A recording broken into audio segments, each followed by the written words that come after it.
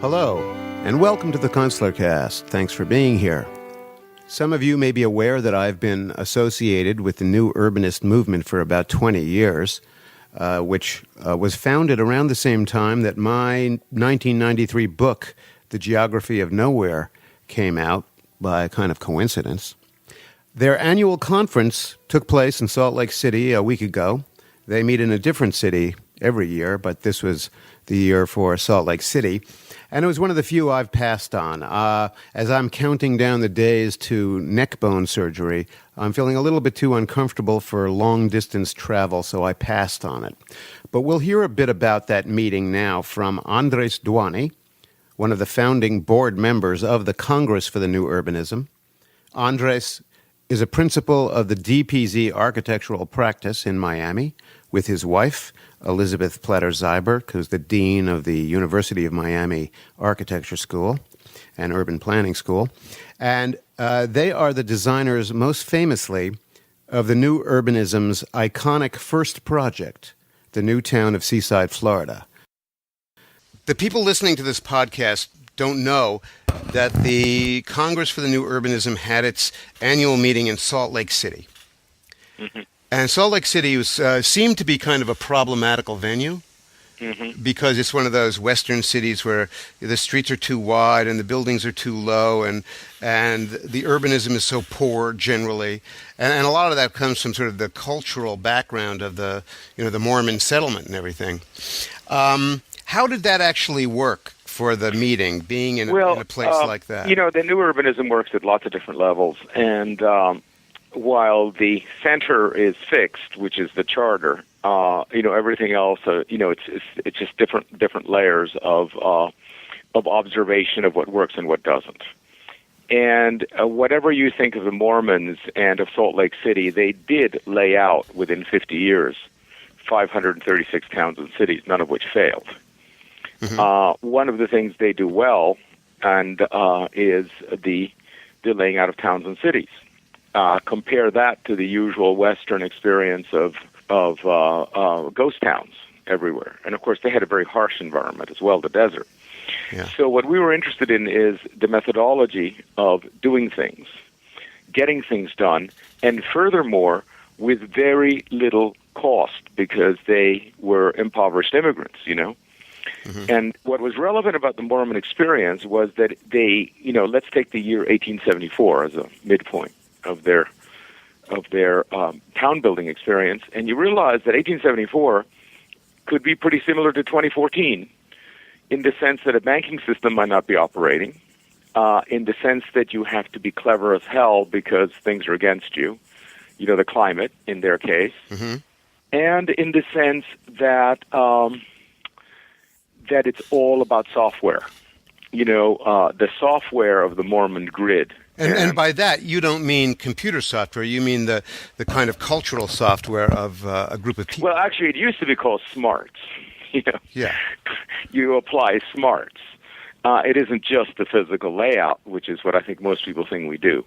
And so the Mormons were at least were their protagonists, not for their present city, Salt Lake City, however successful it is by some measures, but their past.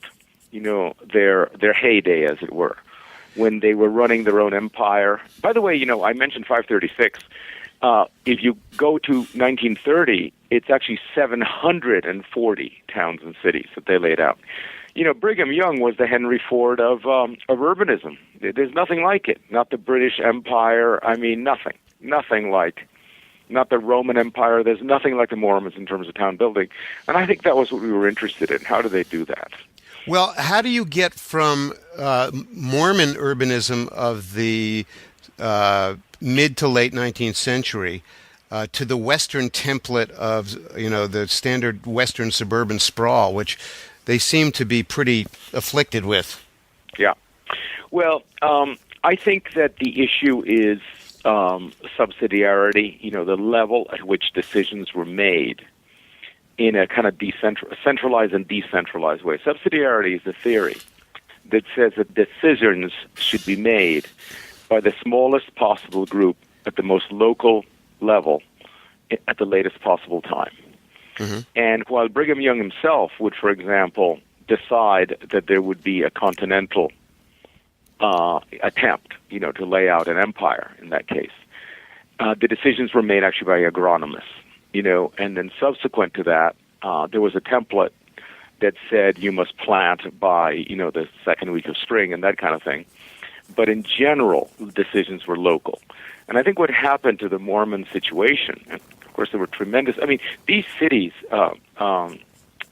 Jim, were actually known until the 1940s to be extraordinarily beautiful. Can you imagine that? Yeah, it's a little hard to tell from having been there recently, because it doesn't look that different from Sacramento or Fresno. Yeah. Well, what happened is that then they lost the ability to decide locally, and they downloaded the American Suburban software. Once the Mormons decided to become Americans, which they were more or less forced to, at the turn of the last century, they became hyper-Americans.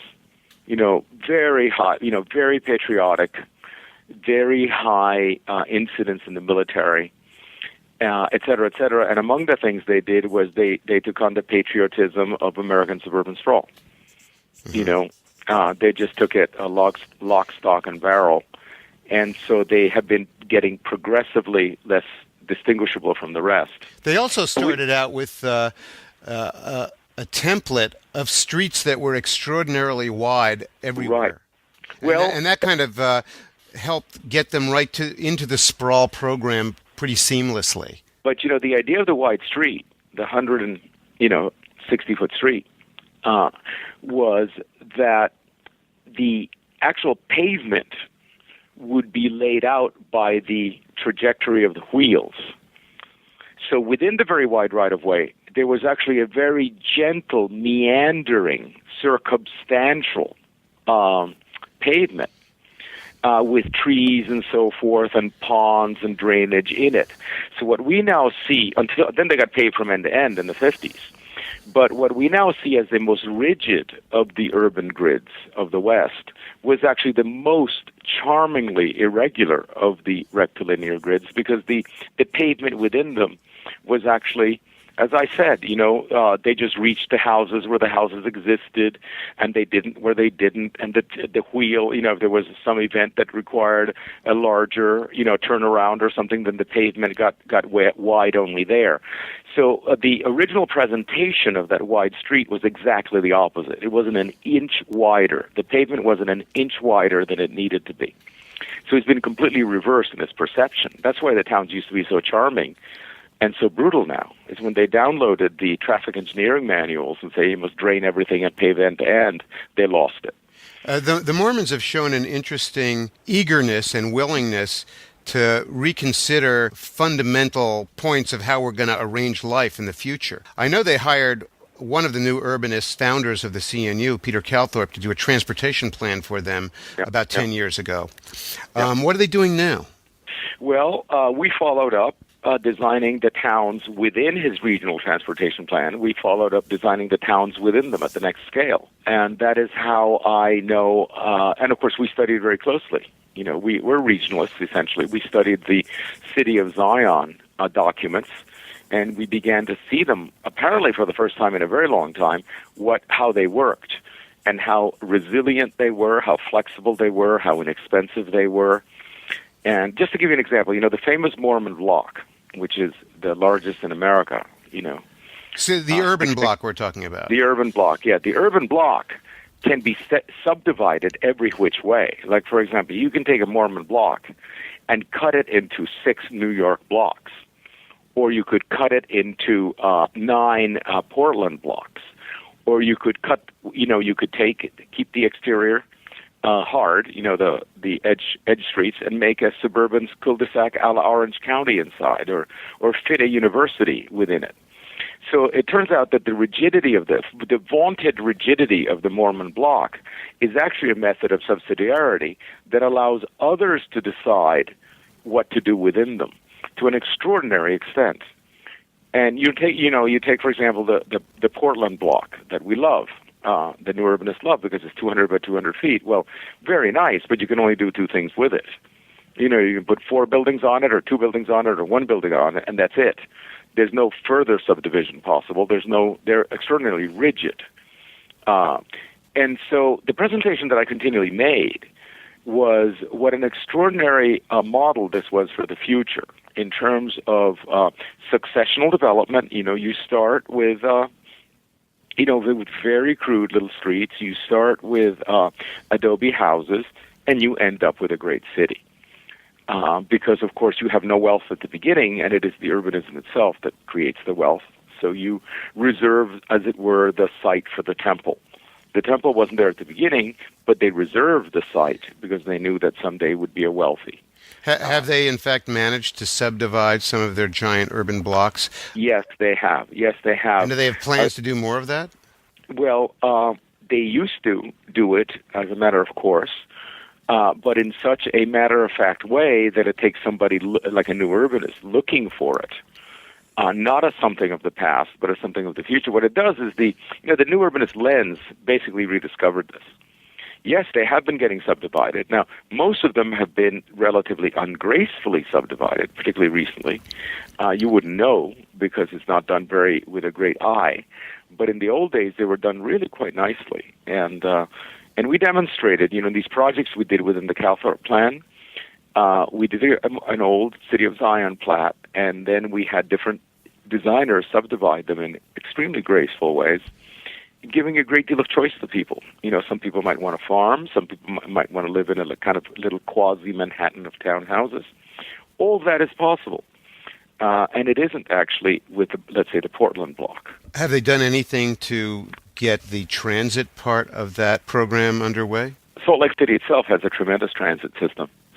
It seems to me just by observation, it's hard to tell because the Mormons don't brag.